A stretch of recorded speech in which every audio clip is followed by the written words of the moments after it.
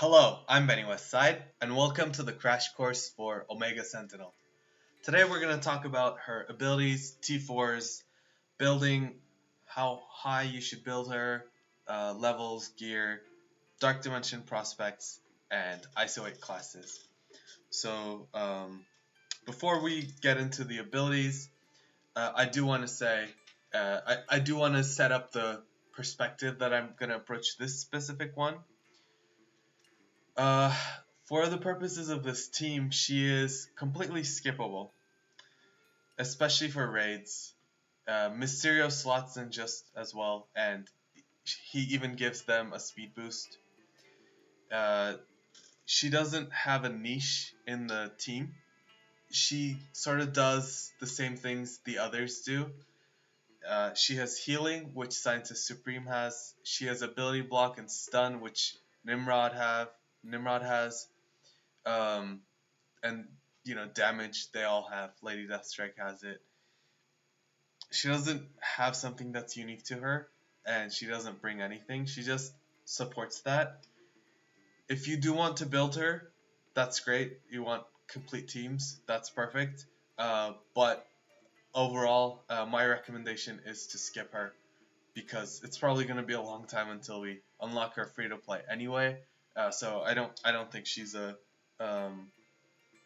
she's somebody to spend resources on. But if you were interested in building her, let's get into her abilities and see what they do.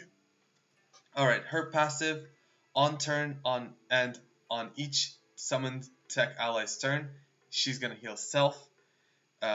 So summoned tech, so that's either Sentinel bots or Mysterio bots, Doom bots, Ultron bots.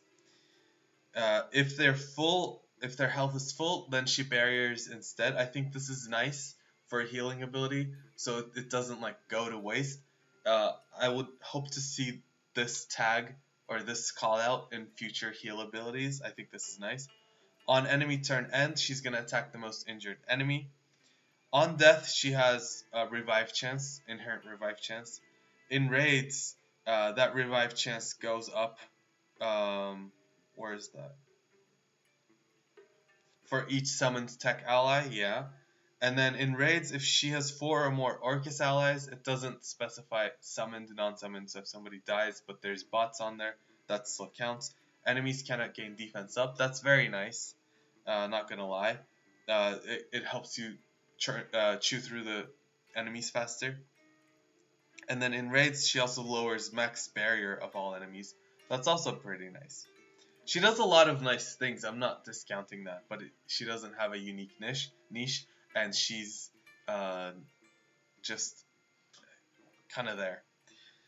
In raids, if this character does not have ability block, this character and Orcus allies cannot gain slow. This is part of her T4, and then the rest is in raids. Her passive aggression does double damage. This is a very nice upgrade, but it's not essential. I wouldn't call it essential. Cannot gain slow is nice, but they have immunity a lot of the time. They have speed ups a lot of the time, and Scientist Supreme is going to flip whatever slow they get. So it's not essential at all. Alright, now let's look at her ultimate, which comes ready. Attack all enemies for piercing. Bonus attack again for piercing. Apply stun to 2 random mutant or tech enemies. I don't like that it's random. If you're facing an Extreme X-Men team, you have no idea who you're stunning. In raids though, she's gonna stun all mutant and tech enemies, so that's very nice. She heals self and all allies. Orcus gain additional healing, and then this attack is unavoidable. That's nice. Her speed is 125, by the way, so if you're going into a team that only has 2 mutants or tech characters, so you know who you're stunning, it's kind of an early stun. Not super early, but, not bad.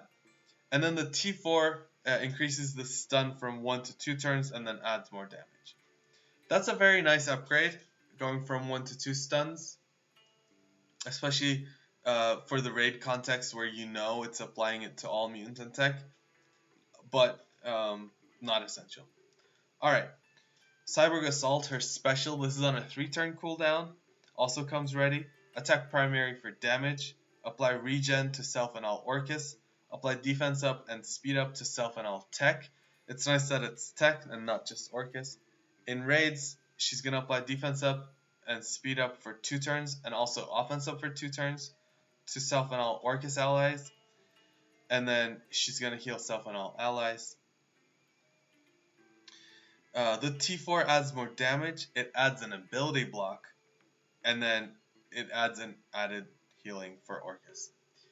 So if you were to build her, this would be called essential because it adds an ability block to her kit that she didn't have before, and it's a guaranteed ability block in that you know who you're targeting. It's not like this one where it's mutant or tech. So if you were building her, I would call this essential, but it's okay. Here she has like defense ups, speed ups, offense ups. Scientist Supreme has all of that. Ability block, Nimrod has that. Damage, Nimrod has it. LDS has it. Again, she doesn't have anything that's unique to her. But because she has that passive healing, I can see her just holding up the team better in terms of sustain. But if you know, if you're struggling with that, you could make Scientist Supreme a healer, Mysterio a healer, and that might just cut it. Up to you. Again, I don't think you should build her. Basic, attack primary, rebound chain to 3 adjacent, just raw damage. Apply regen to self and all Orcus allies. In raids, extra damage. Counter breaks this chain, but this attack is unavoidable. Having an unavoidable basic is really nice. The T4 adds damage to all targets, and then it also applies regen for 2 turns instead of 1. You know, nothing special. So those are the abilities. Basic, special, essential if you're building her. Ultimate, very nice. Passive, nice. Yeah. Yeah. Up to you if you're building her. Alright. I've already, tipped my hands. I don't think you should build her. But if you are building her, because she has damage, healing, control, she's going to make use of all the stats that you give her. And she's new meta, so it'll compound more. So look at your resources and see what you're doing. In terms of ISO classes, I think it's between healer and raider. It depends on what you're needing. If you feel that like you're not sustaining your team enough, then go with healer. If you feel there isn't enough vulnerables on the board, then you go with raider. Scientist Supreme is also a swap between healer and skirmisher, similar concept. So it's up to you. Look at what you're missing and what you're needing, and if you don't feel like you need extra healing or extra vulnerables, then go raider just to boost your damage.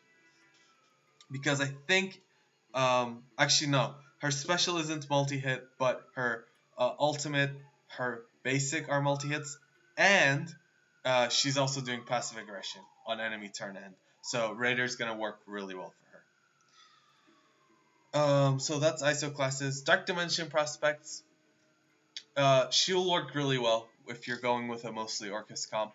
But even outside of that, I think because she has 125 speed, which is really decent, especially for global. Global is notorious for slowness. So having a 125 speed character in global who has self-healing, also healing for others, who has control, who has damage, and is in the new stat class, I think she'll do well as a solo member as well. You can use her with a Cabal comp, what have you. So I don't think she's a bad choice at all for Dark Dimension. Whether that's DD7 or 8. I'm trying to get into global in Dark Dimension 8 myself. Yeah, and then As for my plan, if I haven't been transparent enough, I am going to completely skip this character. Uh, not gonna spend any gold or anything on her. Not interested. If they throw something at us down the road where I like have to build her, then we'll look at it and reassess. But for now, I'm not planning on this. Um, yeah, that's where I'm at. Um, I do want to say I have an infographic. I'll keep it up. It's not showing. If you want a screenshot, I don't know why it's appearing that way. I'm sorry. It's cropping weirdly. But the basic, as we discussed, is an eh. So if you want a screenshot, go for it. If you want to support me with a like, I'll put the link in the description below and you can go give it a like. Um, but yeah, I always do these crash courses for every character that releases, both graphic and video. This one came late. I usually post it the day of, but obviously this character kind of had an oopsie release, so it is what it is. But let me know your thoughts. Are you skipping her? Are you jumping on the train with me? Or are you just, you don't mess with that and you're just going to build the team? Let me know your thoughts, your plans. I am curious to know, genuinely. Um, yeah, thank you for going over Omega Sentinel with me. I hope to see you in the next one.